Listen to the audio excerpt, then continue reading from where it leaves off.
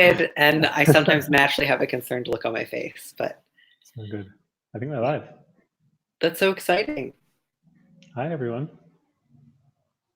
I'm Jake Strasser. I'm a member of House, and I'm on the lands of the Wurundjeri people of the Kulin Nation.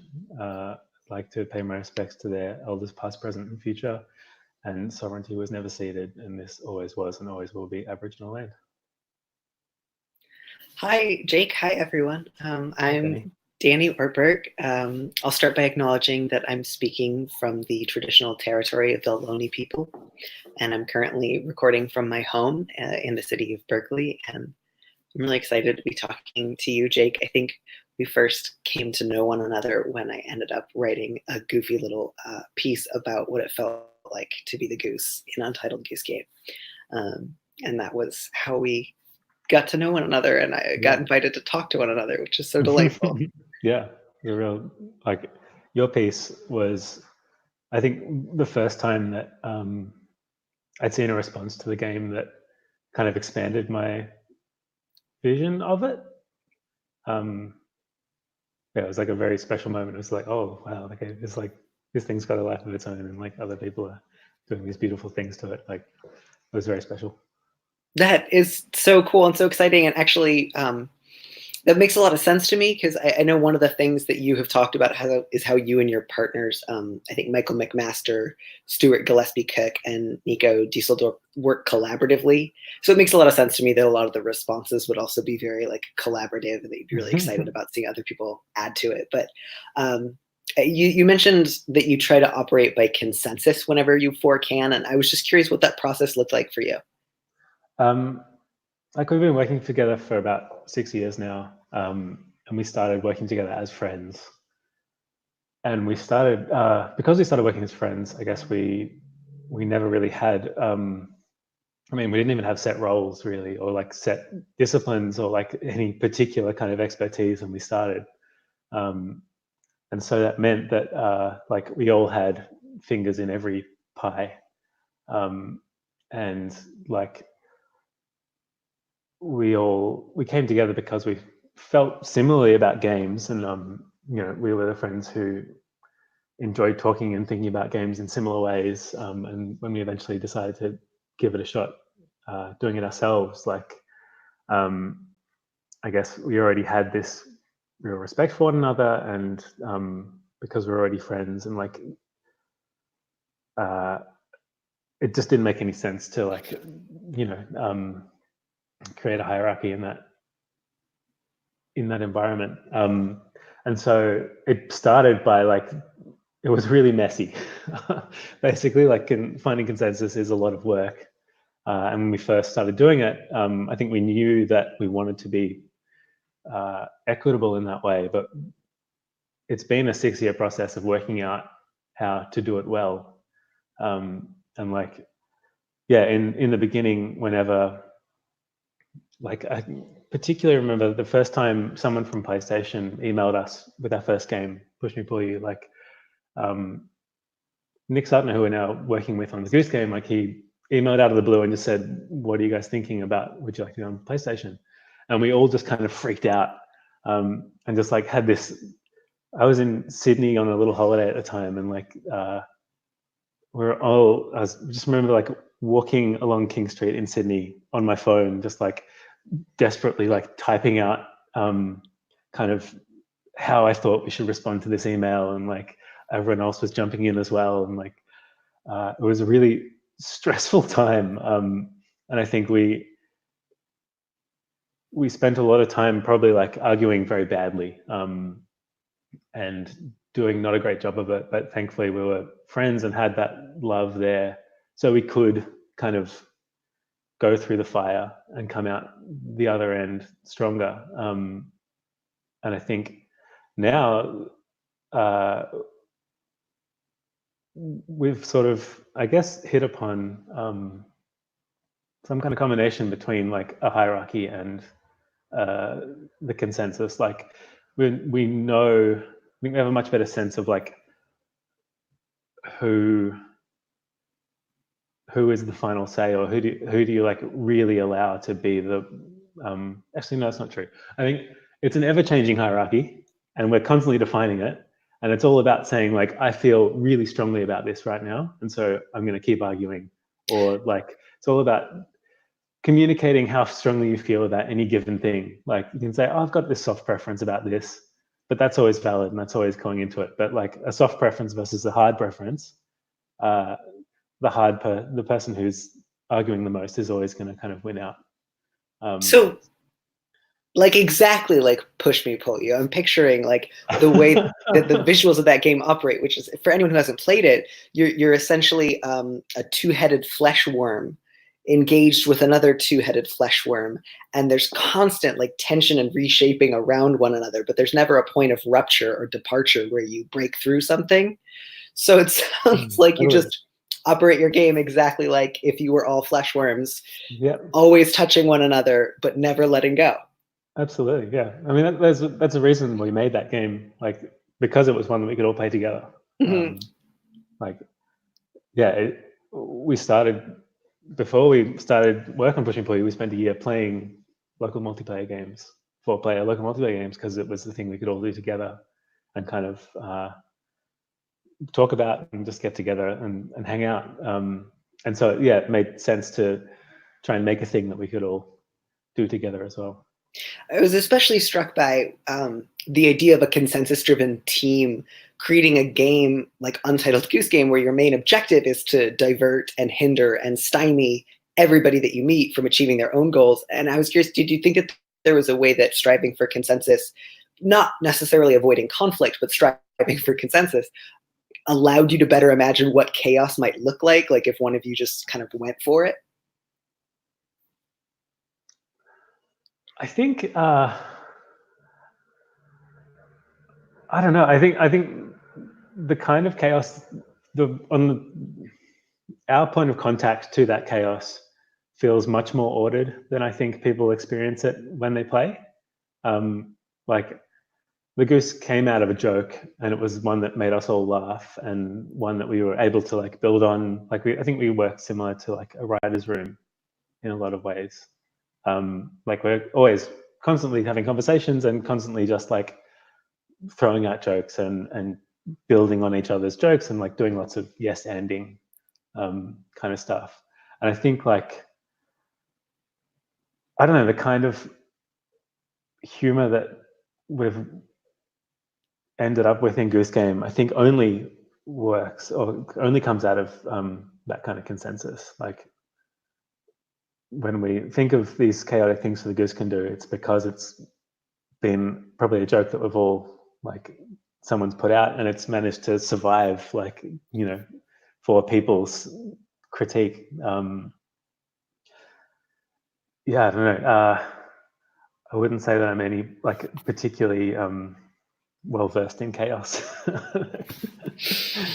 Yeah, although, you know, when I think about Push Me Pull You, and I think about the way that it feels like one of the first pieces of media that has engaged with body horror in a way that felt light, playful, and relational. Like, that seems genuinely new to me. It was like watching The Thing if it could produce delight. And I was curious if you saw any connection between that and the physical delight of, for lack of a better word, goosey embodiment in Untitled Goose Game. I think what I'm trying to get at is there's these wonderful, bizarre joys of infleshment that I've noticed in both of these games, in the strange kind of triumphs of pressing odd flesh that you can really bring to the forefront in a way that I don't often see. I think, like, they come from, their conceptions are very almost quite similar. Like, they are echoes of each other. Push Me Pull You came out of a picture that Stuart drew of just two people connected at the waist by their big long bodies, and one was turning around and shaking its fist at the other, and just like that was the starting point for that game. And like, similarly, the goose came out of Stuart posting a picture of just a stock photo of a goose. And like, they were both these jokes that were like, I guess just like things that we found funny on their face. and maybe that is like part of this, like these two different physical characters, like their bodies are a major part of the joke in both cases. Like the goose is just like, it's just two colors, just white and orange. It's got this funny frown. Like just looking at a picture of a goose is a funny experience. Like it's like a hose attached to a bagpipe that's exactly. as soft as a pillow but hates you. Like that's a very strange sort of animal. This is getting a little bit away from it then flesh meant stuff, but I was wondering a little bit what it was like for you all securing funding from Film Victoria, and I was wondering just how much time you've had to spend as a team raising money. We've been, I think, very fortunate that, but in both cases of Push Me Pull You and the Goose, we'd already gone public in a way with our games. Like games, I think we're lucky in that you can kind of market your work as you produce it, in a way that I think, I don't know, it's kind of more enmeshed with like Twitter and online marketing resources or whatever. So that, yeah, like we made Push Me Pull You because our friends were putting on a music festival and we wanted to make something for this thing. And like that was, we started work at the start of December. The festival was on New Year's Eve and we put it on and our friends played it and we had a great time. And we kind of thought we should make a little website about it because we had like some airs of maybe being game developers, but no, we weren't certain about that could be a viable thing. But so we put it online and some cool games people from the States and UK saw it and started talking about it. And they invited the game to be played at a party in San Francisco at a big conference. And like, that was very legitimizing. And so by the time, and we thought, okay, maybe we could give this a go. And we went for our first grant from Phil Victoria.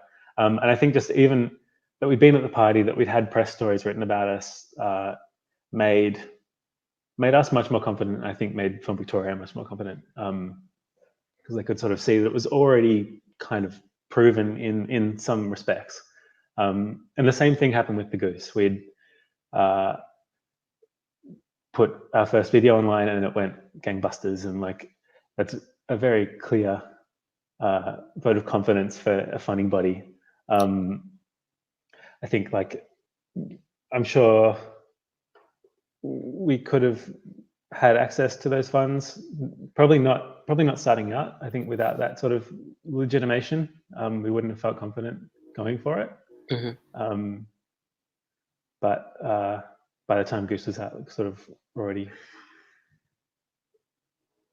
proper game developers. But yeah, we've gotten, I think, 4 grants from them over the last 6 years. The time we spend actually applying has decreased with each grant as we get more confident and more used to it. We spent so much time the very first time just like nutting over every single word. We're very thorough, and like, yeah, that consensus stuff means we're very slow.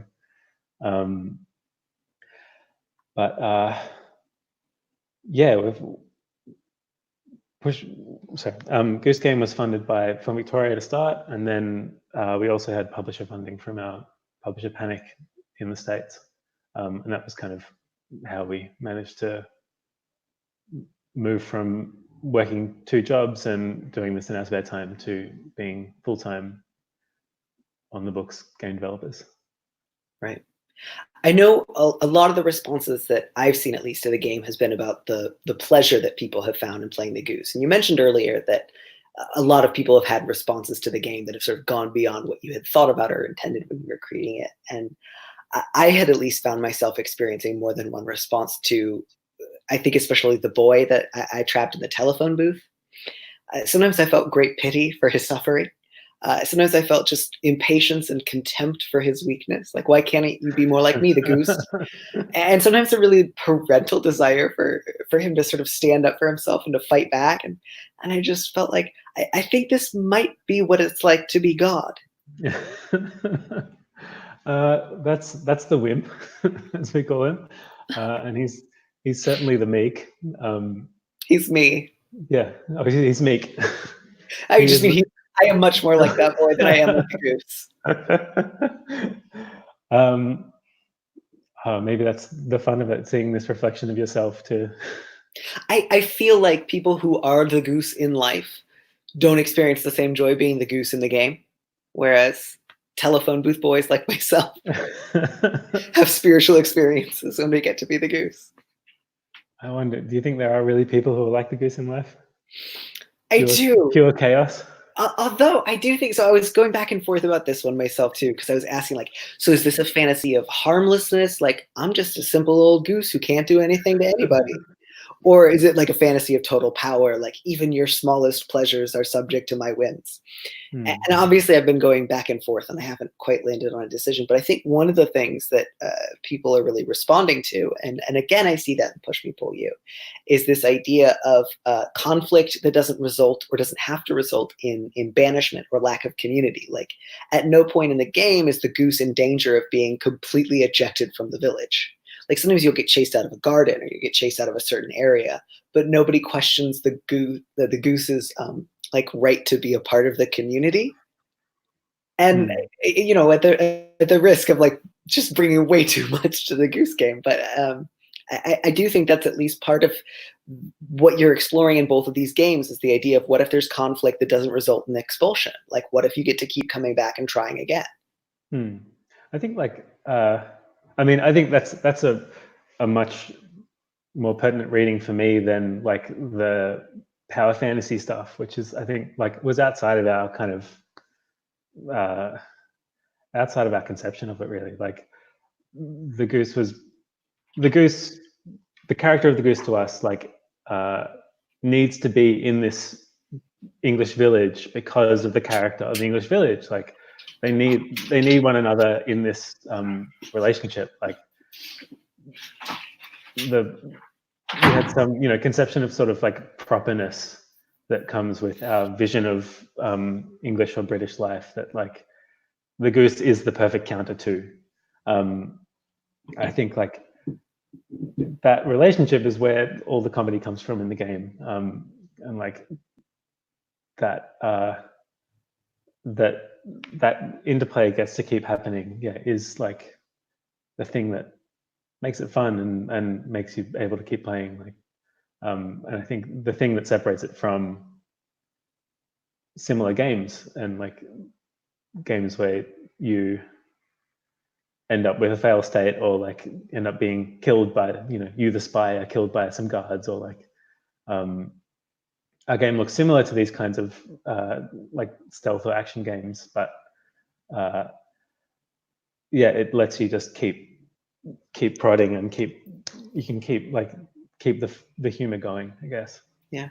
You had mentioned in another interview that this is based on a real English village, but that no one has yet guessed it. Has anyone guessed it at this point? Not yet. I've done some Google searches, and I haven't seen it put together yet. Can you give us a hint? Like, is it in the home counties? What's the home counties? Like all the counties that border London. All right. Like Sussex no. and whatnot. Okay. Okay. I think it's in let me see.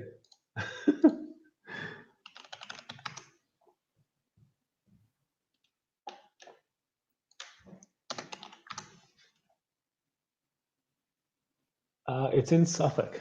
Suffolk. Okay. Yeah, that's as I'm going to try to guess it. I'm going to try to guess it. Thank you for the hint. I appreciate it. I'm glad too that you had mentioned Britishness, because you also talked about being influenced by Brum, which is a British television show that I think was syndicated in Australia that you grew up watching. And I love it felt to me very like Commonwealthy, that it was like, well, we were raised having to watch all these damn British shows, and now we're going to come back and mess it all up. And like, just take that, British imperialists. I will definitely welcome that reading. I think like, yeah, there's I wouldn't say that we consciously we're going that far, or that was, you know, a driver, but I think like there's definitely an irreverence, and like we're here to make fun of this kind of culture and like this sort of properness that has gone hand in hand with all sorts of terror. Like I think it is nice to I don't know, hoist it by its own petard a little bit. It's definitely in conversation with Hot Fuzz, I think. And I would not be surprised if in a couple of years in some media studies class that's about like media studies, British imperialism, and the fantasy of like idyllic villages, those are going to be both taught in the same week. Love it. Yeah. I hope so. Is there, like, are you just like going to be able to nap now for a month? I would just imagine that you are exhausted. Yeah, we're gonna be working through till probably the end of the year. One moment. I'm very Sorry, ready for. I didn't quite catch that. Sorry, we have repeat it? alerted the Siri on my phone somehow. Yeah, we're very ready for a rest. I'm getting increasingly tired, but I'm not quite there yet. I'll get to have it soon. Yeah. I think that's one of the things that can be really hard about something as thrilling as like wild runaway success is that sense of at what point do we let ourselves believe that things are going to continue to go well if we take a break? Like, do I have to say yes to everything on the planet right now? Because if I don't, what if that opportunity never comes again? And I think it's got to be a challenge. Yeah, I mean, the first few weeks was definitely like being reactive in a very exhausting way. So many things suddenly just came at us, and I think of the four of us, I'm the most prone to kind of jump in and just say yes, which is also like a way to really just burn yourself out. And so, yeah, it took me till the second week where I kind of really went, okay, this is getting a bit much. We need to slow down. And so we've started to be a lot more selective with the kind of things that we're doing, and I think we are taking a slight step back and finding the points to rest where we can. But yeah, I'm definitely ready for a proper tools down holiday. But it's not happening quite yet. Consensus-driven rest. I like the idea. I think you all four need to come together and figure out how do we together consensually prioritize rest. Yeah, I mean, that's the benefit of working in a team like this, is that when you need a rest, you can actually take it for the most part. Yeah. Like having the torch will be carried no matter what. Which is really nice. Go ahead, sorry. Yeah, and there are a few things that like we all have our specialities and things that we can't individually step away from, but broadly, I think like working long term on projects like this in a group, it does mean that like you can just have weeks where you're like, oh, I'm gonna stay home this week. Why not? Yeah. And like things will just trundle on without you. Yeah. Which is very nice. I was curious if as you had been like, at what point during the designing stage you had decided we want at least one moment in the game where someone is delighted and pleased by the goose. Like, was that kind of like an 11th hour, like, wait, we got to shake this up? Or was it like, no, we've always known one person in this village loves the goose? The two women in the pub, I think they came out of, they were a like economical version of a vision of like a whole busy, bustling pub that was full of patrons who would like kind of cheer you on. And like, I guess maybe that's one of the sites where that kind of Britishness like slips, or like the properness is like gives up to kind of booze and loutishness, and so it felt right that in the pub there would be people who kind of embrace the goose, and like this is a place where British people can go to be a little bit more goosey. The spirit of the commons, right? Like, end enclosure, abolish private property, That's right. Let chaos reign only until we can establish full communism, and then we'll raise a beer. Oh yeah. That is just fabulous and exciting. And I also just wanted to let you know that in the comments, we do have one honk. Someone just wanted to say honk. So I don't want to try to force any questions out of the audience if they simply feel led to exist in peacefulness. But mostly, I think I'm just really grateful to you for making this game. I myself had like a profoundly like delightful experience, not just getting to play it, but getting to write about it and getting to think about bodies in a really different way. And like as a trans person, I often think about bodies. And so the way that I got to think about bodies and my own bodies and pleasure and stymieing and hindering as a goose was remarkable and kind of the highlight of my September. I'd love to hear it. Thank you. The exciting rather has a guess on the village. This looks like one of those English villages where I'm probably going to mispronounce it, but Bury St. Edmunds? No, that's incorrect. Bow bow. I'm truly sorry, guesser. I hoped it was also Bury St. Edmunds. Let's have a look at what a name.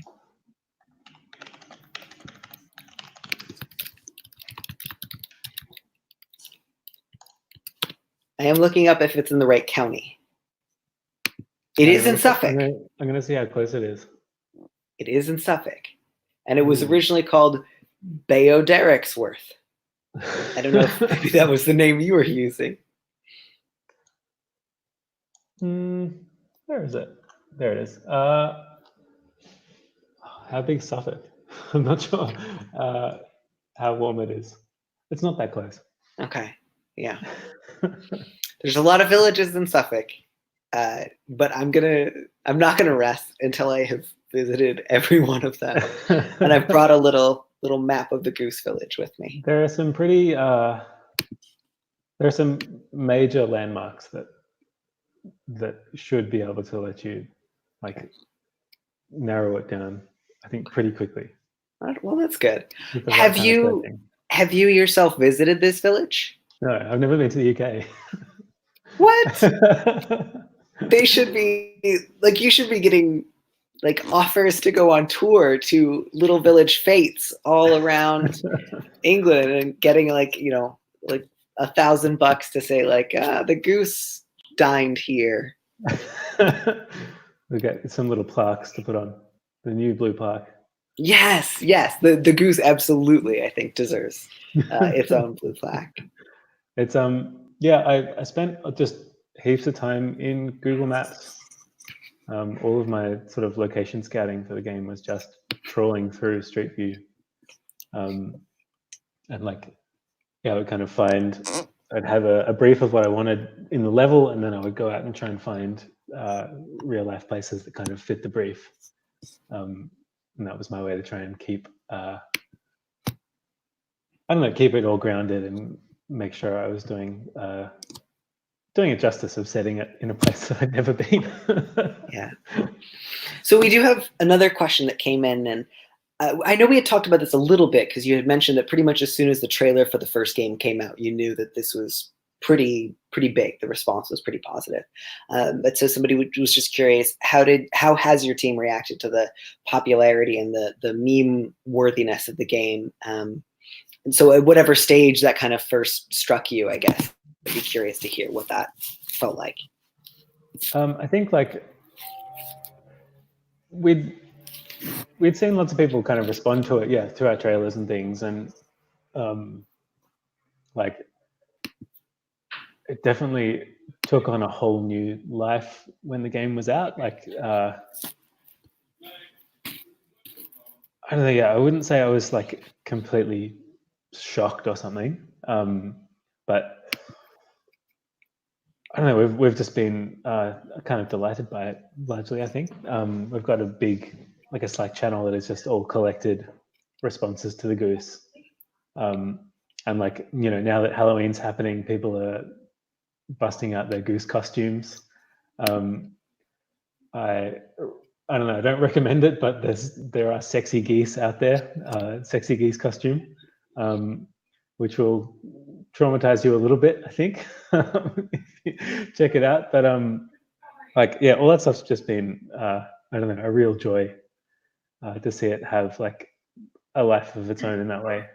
I hope it ends up being like a pet rock situation where like 30 years from now, someone says like, and the sales of like illegal pet geese just skyrocketed in 2019.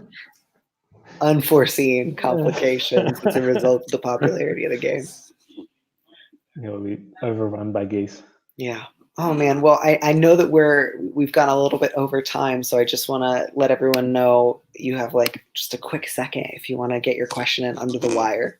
But otherwise, I think we can probably just close on the image of illegally procured geese just swarming everywhere. Hopefully being looked after. Yeah, hopefully. Well cared for. Well, they'll make sure that happen. Yeah. Jake, thank you so much. Thank you, Danny. This was fabulous. Been a pleasure. Yeah.